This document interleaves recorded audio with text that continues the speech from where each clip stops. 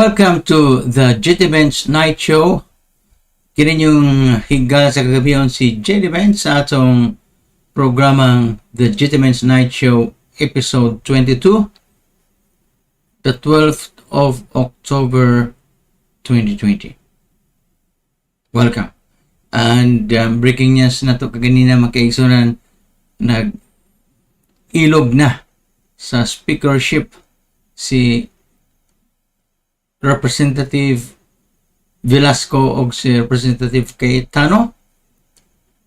Pag tanaw na ito ni Ugma kung unsay mabuhat ito sa hearing Ugma, nabay mo ito nga dito sa hearing, sa session sa House of Representatives sa Pilipinas. Very interesting, very intriguing, and pure politics and loyalty, and of course unsay mga gipanghatag mga perks ana o gipang promise ng mga perks sa katumuban sa ilang grupo. Sa laing bahin makaigsunan ang Philippines na to nga statistics na dinha sa atong crawler ni ato sa nang lakbitan og saysay later on. So si Judge Amy Barrett karon ang hearing niya nagsugod karong adlaw, karong orasa nagsugod dito sa mga preliminaries pa ni ang mga speeches or opening remarks dito sa US Senate. Kini si Judge Amy Barrett mo na siya ginominate ni Trump o may mupuli ni Ruth Baden Ginsburg. Okay. Right, so ngari kita sa atong updates sa COVID. Okay, makita niyo yung updates sa COVID. Okay.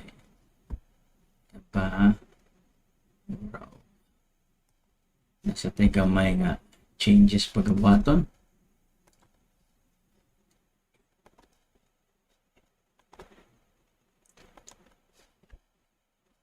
Some changes.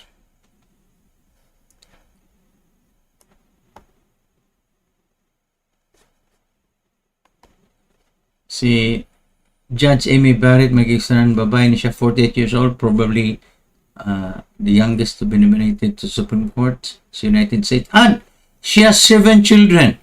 7 children! O Pilipino, gani, may 7 children ron.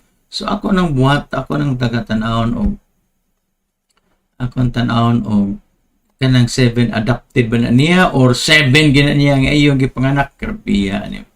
Katoliko gigani si Juan. Katoliko gigani si Amy Barrett. Okay. Anti-abortion ba ni siya? Okay. Kaya ito dates. Main update. Sorry.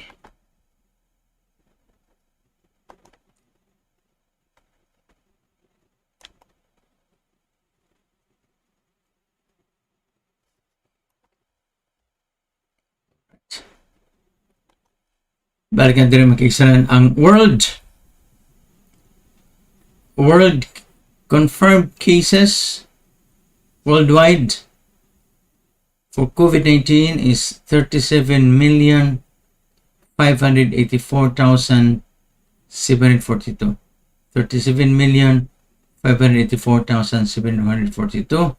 Ang coronavirus nakapatay na siya og 1,077,672.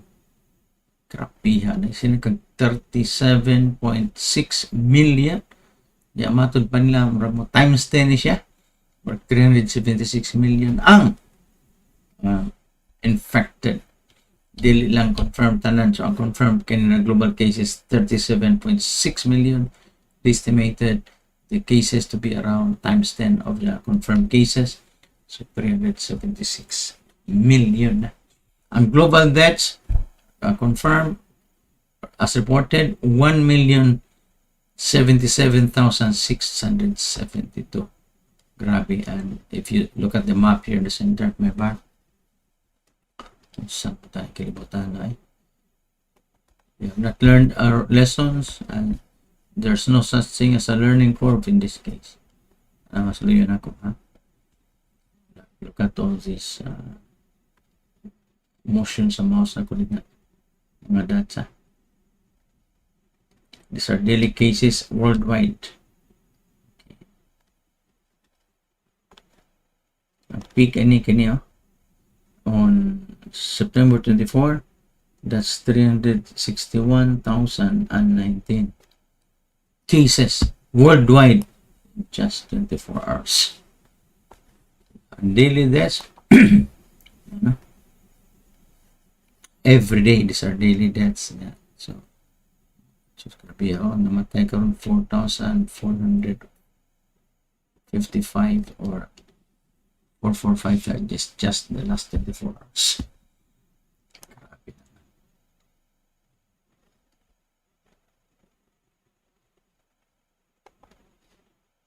Sorry. No, saba. Itong ibulat ang asan sa dito kita sa mouse sa camera. Ang United States, ang cases sa United States is 7,763,473 or 7.8 million, round off 7.8 million. Global deaths, global deaths, United States deaths, 214,776. And kinatasan, of course, sa New York, 33,294 dead. Sa Philippines, nga muna nag-una sa itong listahan sa countries nga masilingan, sa itong comparison chart, 342,816 cases for the Philippines, and deaths for the Philippines, 6,332.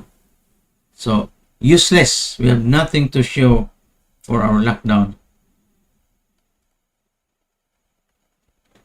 Japan, 89,650 cases.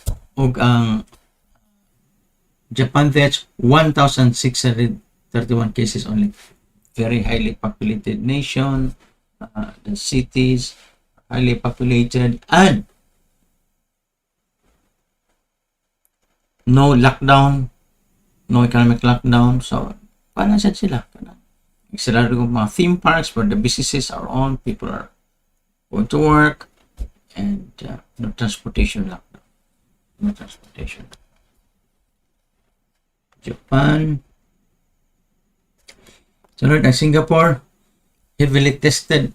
Ang Singapore, you've done a lot of testing, so 57,880. 57,880. O ang death sa Singapore, wag na mo lihok. 27 lang yapon. Pila na kabuan na mo lihok. June, matyak usa. July, matyak usa. That's it. Karon wag yapon. No lockdown sa transportation. South Korea, 24,703 cases. Deaths sa South Korea still only 433. Sa South Korea na. Japan, din Taiwan lekwang kay ang Hong Kong.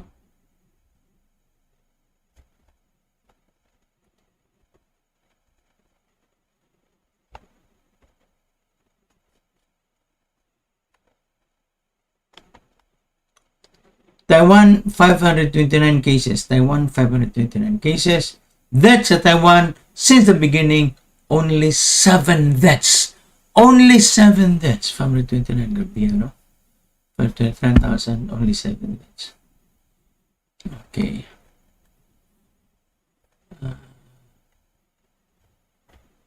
Alright. So, ano siya? Manay na itabo makaigsunan sa Taiwan sa data in motion atong ipa-play ninyo. Ito sana dira na ito batang sound, ha. Data in motion.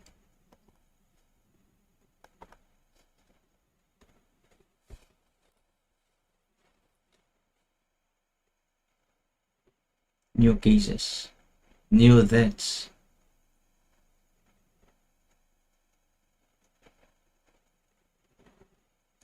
New cases. Tested. Number of people tested. And the positivity ratio. When a new case is reported in the last 14 days. Okay, so nakagrabe sa Florida. 5,550 sa Florida in a single day.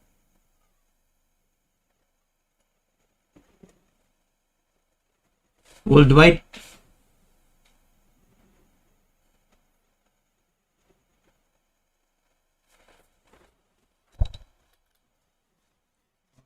okay, so data and motion sa United States.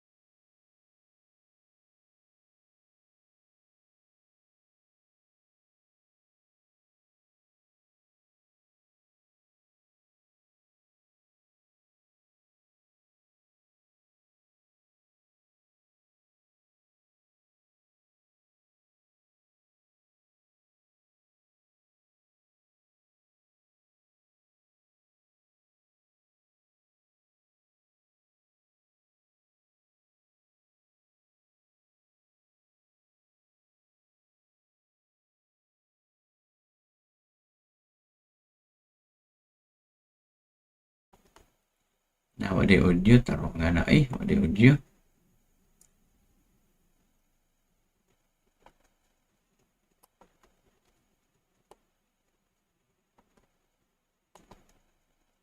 Wala maon na audio. Okay. Si Angie Anga, Kimbro Niner. Naminaw si Lorelei og iyang kids nga si Sam si Sol, si Oni Albarracin, naminaw sad Alan Alicante, Renato Pugoy, Junel Ningasga, Big Tagalog, wa kanang change ang title ato na change niya. Si Morgan 7, Janix Sandy, Jennifer Carte, Kimbro og si 7, okay kana na ko. Nalimtan ako ba, na-mute na ko ba? Okay.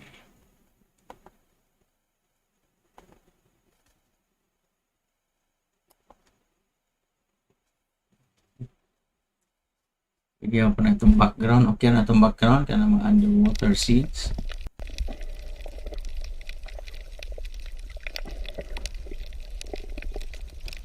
Okay. So, itong headlines, change mo na itong headline subscribe sa not na mga Please subscribe. Yo, sinaskilit ako. Subscribe. Okay.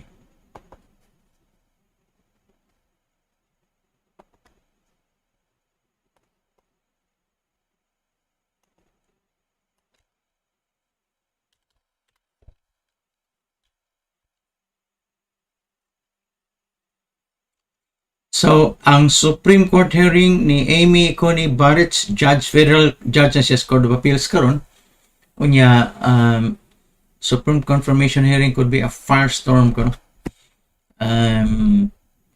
If confirmed, ang Trump's choice will fill the seats sa late liberal icon nga si Ruth Bader Ginsburg. Og si Fauci, Dr. Fauci niingon nga he was taken out of context, siya din gigamit siya sa campaign ad ni Trump.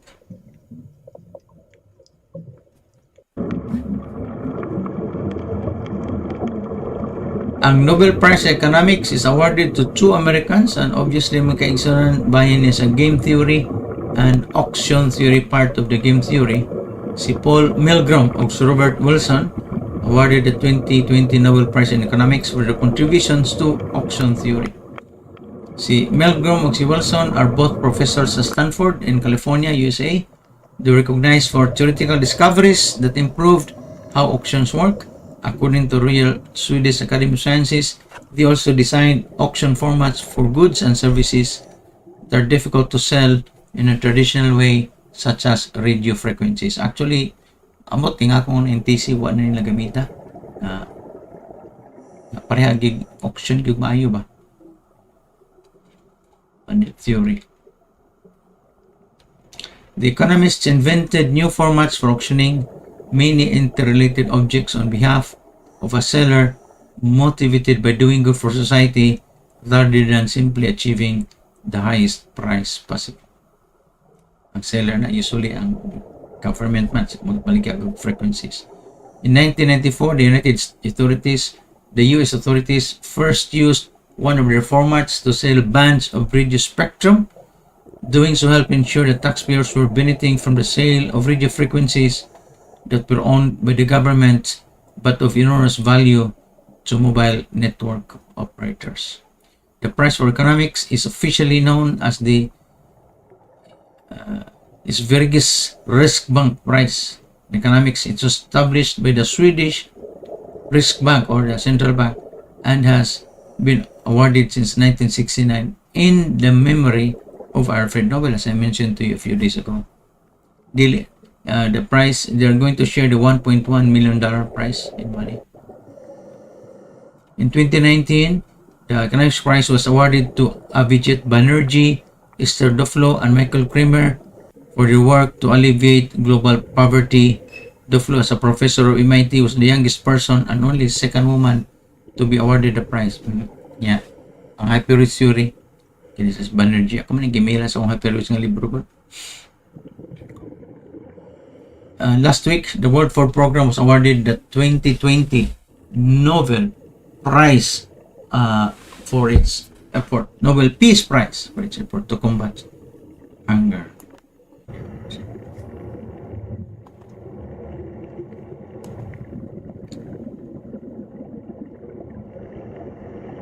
Atun pa ni Peter Tangpos watching, mabuhay ka.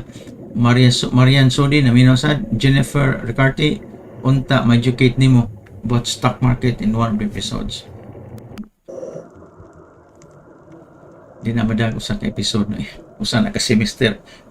Dila pila na ka semester ng stock market sa MBA. Good evening, Attorney JT. Siya global no sa mga course.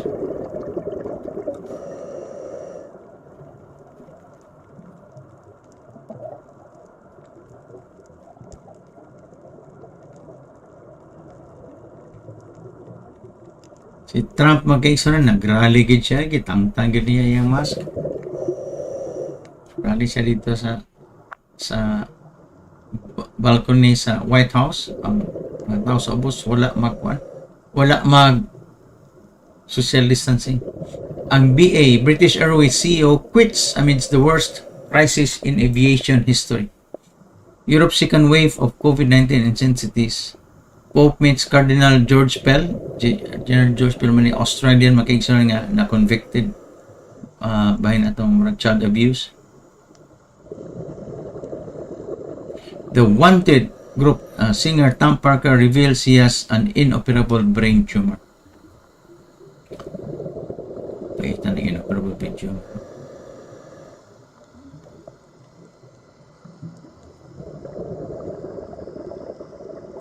China to test 9 million people for COVID-19. The New York-based chef who fed 50 million Indians during the pandemic. Grabe yung sa niya pagkaon ng 50 million. Sa pagluto ng 50 million meals. Kids struggle with COVID-19 and its aftermath. Lakers win a record-tying 17th NBA title, giving LeBron James his 4th championship. Nakadaog ng Lakers na.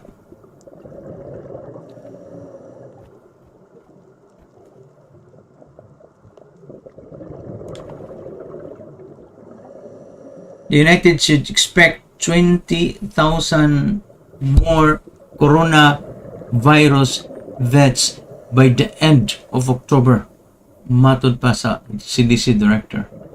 Why you don't need a negative corona test to live? Why don't you need a negative corona test to live isolation? Kasi Trump, man siya mingon negative siya. Nga, wala siya. Hindi na po siya infectious. It's possible na di na infectious kay ang virus niya infectious only until the 11th day or 12th day, 10th day or 11th day. White House still hasn't said if Trump has tested negative, and si Dr. Fauci, Anthony Fauci, calls the Rose Garden ceremony katong gi-nominate i-announce ang nomination ni Judge Barrett, Amy Barrett, as a super spreader event. Super spreader event.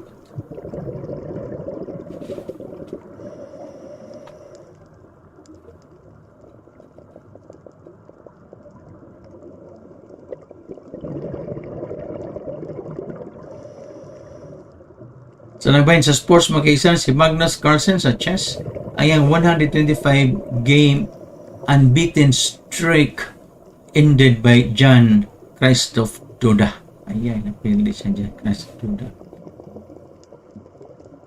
US authorities exploring the use of testing to ease air travel restrictions between New York City and London.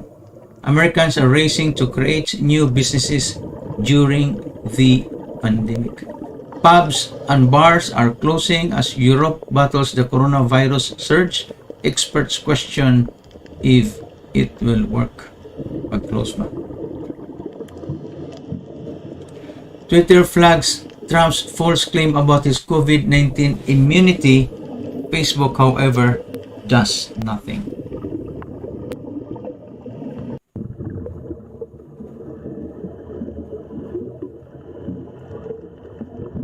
And China ramps up its push for a coronavirus vaccine.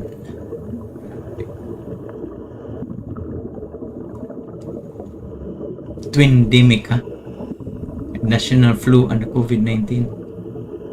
As Trump hails the Regeneron treatment nga iyang gamit, his administration tries to block the science that it used. Ayun na po. Bibog na tayo ni Lord. Even a mild, kung iyong mild na COVID-19 case can be a lengthy, challenging illness. Corona testing is the key, but experts say a testing-only strategy is a complete failure. By the way, as I mentioned to you 2 or 3 months ago, I'm in favor of the more frequent, less accurate na testing. Kaya accurate nga, kausan mo buhaton, at kung negative ka sa COVID gahapon, ugma, 2 days from now, 3 days from now, negative din ka. Di may bawaan.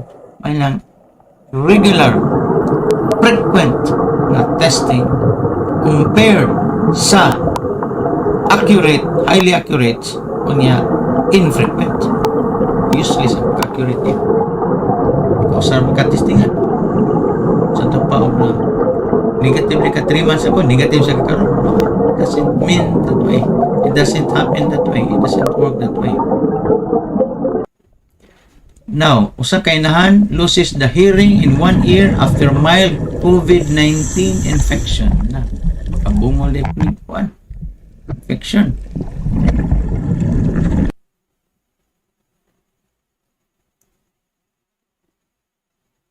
Usa ka nurse who had seen hundreds of people die of COVID, nakahilak siya, moved to tears after Trump downplayed the coronavirus. Ang i-downplay sa mo? Trump ay nag-downplay ko.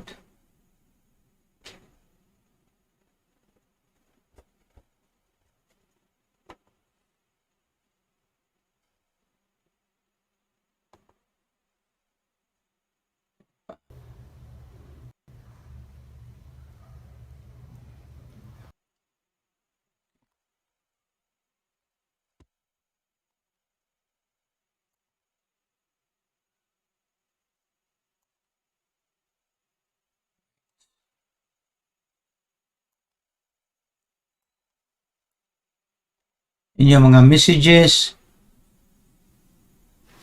Peter Tangpos, ningon siya nga regarding sa nitabo sa speakership, sa opinion, is it Velasco kay may support majority or is it still Cayetano? Sora na. Kay mga arguments for and favor, ang Supreme Court yung makadecide na.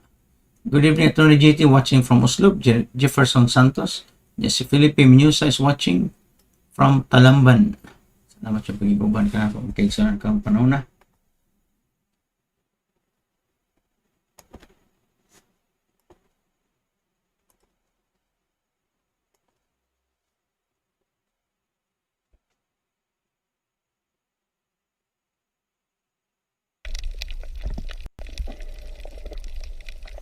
Okay.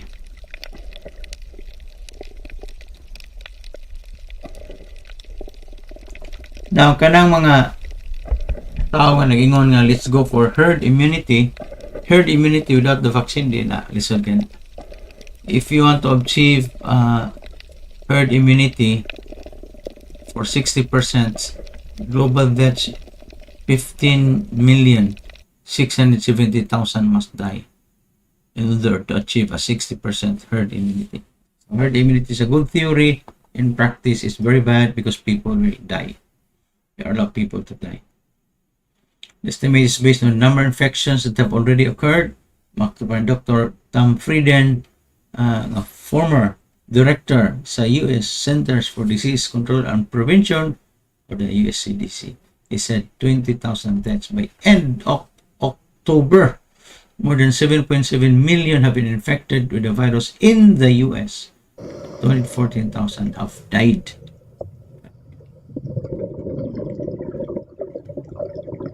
And impacts could be much greater than officials think. The true number of coronavirus deaths in the US is well over 250,000. Part of the problem is determining the true impact is how deaths are listed on death certificates, especially for older patients who are more likely to have other health problems along with a coronavirus infection. Often, the other health condition is listed as the cause of death and not COVID. If you die from cancer, you also have diabetes, you still died from cancer. If you died from COVID and you had diabetes, you died from COVID. The number of infections is likely closer to 40 million.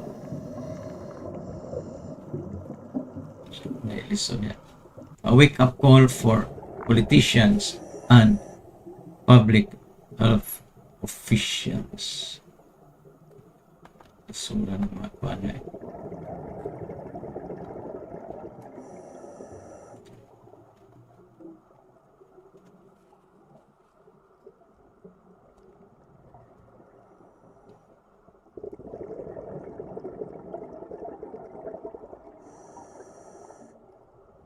Ato be Ano, sila live na US Senate na sila live na feed sa YouTube sa kang Barrett nga kuan.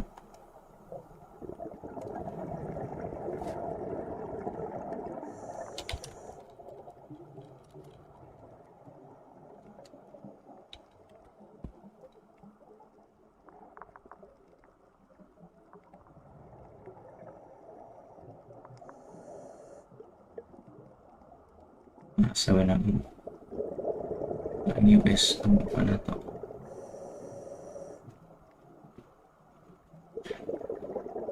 PPS na lang.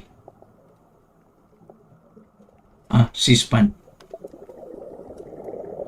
Government C-SPAN.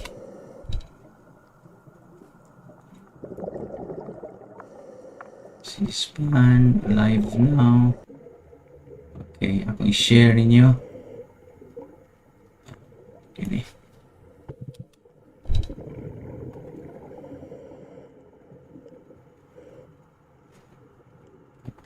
Saan ni siya buhato na to? Libog na tani. Tama na lang tas kuhan eh. Ganun na lang. Dalira.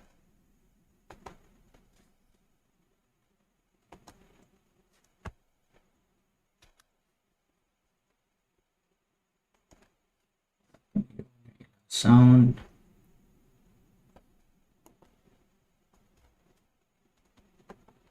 Sorry. A voice about the future of the Supreme Court. First, they must doubt that Donald Trump will be reelected. Second, they want a 6-3 Supreme Court to carry out a Republican agenda that's really not very popular with the American people. And there are 2 dates on the calendar which explain their timetable. November 3rd and November 10th. We know November 3rd is Election Day. President Trump has made it clear he wants another of his appointees on the Supreme Court before the election because he anticipates court challenges over the vote, especially over mail-in balloting, which he has repeatedly attacked without any substance. President Trump has indicated he'd be perfectly happy to have a close election decided by a 6-3 conservative majority Supreme Court rather than by the votes of the American people. The other date, of course, is November 10th. We know that date well on this committee. That's the date the Supreme Court will hear oral arguments in California versus Texas.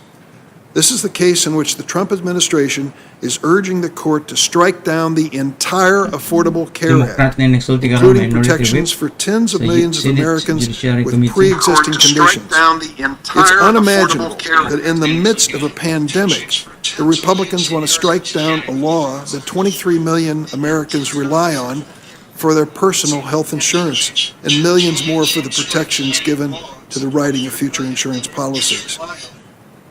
On September 27th, President Trump tweeted he wants to see the Affordable Care Act, quote, terminated in the Supreme Court. Let's be very honest about this. This president has never suffered an unuttered thought. He gives us 25 tweets a day to tell us what's going through that fertile mind. We know what he thinks because he tells us what he thinks. And he made it clear that he wants his Supreme Court and this nominee to join him in eliminating the Affordable Care Act. This is his litmus test. How many times have we heard it?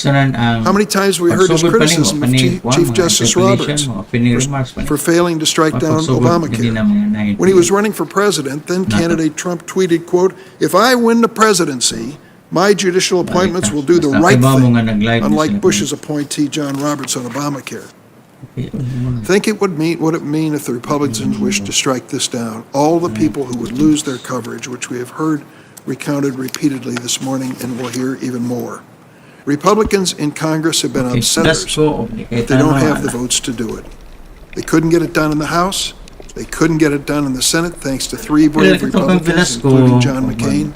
And now I know you're the majority, but the minority should also be respected. Judge You Barrett, must you're on have the a full record. You wrote an notification. article in which you Dili mo ingon criticized the magtabok, NFIB versus magtabok lang civilians mo niya, case, kamoy majority where niya, Chief mingon Justice mo Roberts was the deciding vote upholding You the must also ACA. include the Now majority. your The nomination is moving minority. The forward. minority during are President Speak. entitled to at So what's at least stake? notices nga man yung mga sessions.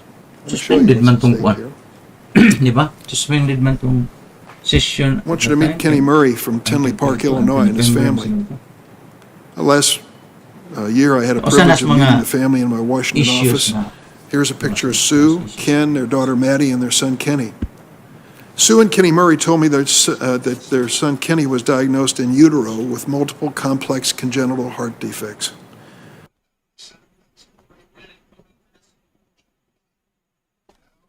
So anyway, nag-dual ang mixer o salgi, maglibog na ta kung sa ito na nila. Yung issue na ko sa Kang Velasco, whether there was sufficient notice and whether that notice is valid, because ang kanang mga sessions ba yan, they're supposed to be on the calendar. So niya, the minority should also know. Okay, para maka-voice out sila, maka-filibuster, whatever. I think muna yung problema sa Kang Velasco. Just because you're the majority, doesn't mean that you will not follow the calendar, you will not issue notices, and you will not inform the minority. Otherwise, come on nila. Ako nila apilong minority. Usan mga issues na kuha. Kaya kung kuhan sa ilang mga logic and reasoning, kaya kinibya si Velasco yung papa, former justice. Uy, manay bar chairman sa pag-take na mong bar ni Ron DX. Tanaw-tan na ron og ang question ako na ron is this. Kining bago nga speaker mo support ba ni siya og fresh applications for ABS-CBN sa iyang franchise? Pwede na ba? Maka-refile na ba ang ubang o maka-file ba ang katong ubang mga congressman? Maka-file. No? Mo-support ba siya? Ano importante diya? So, kung support sila, magbalik ang ABS-CBN within 2 or 3 months. Kaya nahirig naman ito maayo. I-vote na lang. Depende na ang kinig ko, powerful magod kayo ng kuan. Speaker ka.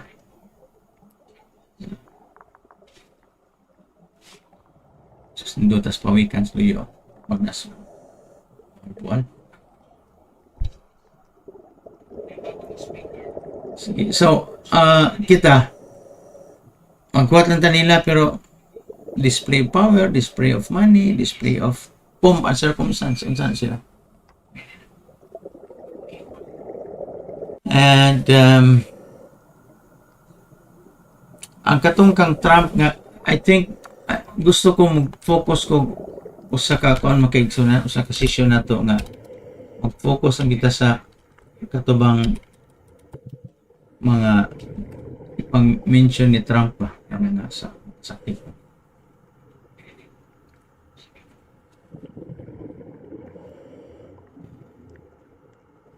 Ang Regeneron CEO mismo ningon, ang result ni Trump is a case of one and coronavirus drug needs to be tested. So, dili pa na siya kung conclusive ang kang Trump ano yung nagpasabot sa Regeneron kaigsanan. And Trump's testimonial becomes a double-edged sword. Okay. Kanya mabalik na si Trump, balikan. Takibaw.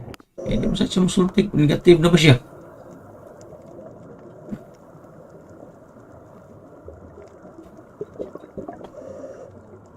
Gusto kong mag-discuss nito kanang kuan bitaw, maka-focus na. Karon nagan kay news, si Paret na si kuan, si Peter, mga political kay ba. Anyway, relax at ang kaigsunan kay na busy ko ron kay ning order of AVX niya. Okay. Preparation, so and you know, I can only make a few bottles every time. So, hopefully, magamit makabuhat night para ugma. It's a very tedious thing to do. Pero I'm just very happy kung the people the ones asking for it. Nga, they've tried it and they want to try it for their relatives. Ano ba? Dengue, sa COVID, sa ilang cholesterol, sa ilang triglycerides, sa ilang uric acid, yung creatinine, calcium, problema sila. So, I'm happy. Tapos, busy lang kayo ko. So, sorry, I need to assemble the cocktail of ingredients. Kunya, kaya si kaglakaw-lakaw, ako makiexam, si kaglakaw-lakaw. Sunod or niter, matakdan magyug. Huwag ni siguro natakdan siguro ko ng COVID. O tagi ba? COVID, here we come. Takdan gyud ba? Problema, we can cure others but we cannot cure ourselves. Okay. Now, sa Harvard professor on public health nga nagsige siya push for the antibody or rapid testing or the test nga kanang marabag dali ra, cheap but frequent na test. Okay, we really don't need a very highly sensitive test. Okay, ang problema ng virus, masikag test, na remnant sa virus, positive, pero di na siya infectious. Murag patay na ang virus. Although, technically, you cannot kill a virus. Technically, because it doesn't have life. The virus itself doesn't have life as we define life. But, in order na to nga, kuha na siya, kanang infectious, dili na infectious. Kanang, na-disabled na ba? So, the virus could already be disabled and yet it will show as present positive in a PCR test. And that's the big problem there. How do you distinguish between a disabled virus and an active virus? So, nang-discuss kami na. Anyway, thank you. Salamat sa pag-uban ka na ko. Kini si Gentlemen's sa The Gentlemen's Night Show episode 22. 22 na ba ta? October 12, 2020. Thank you and good night.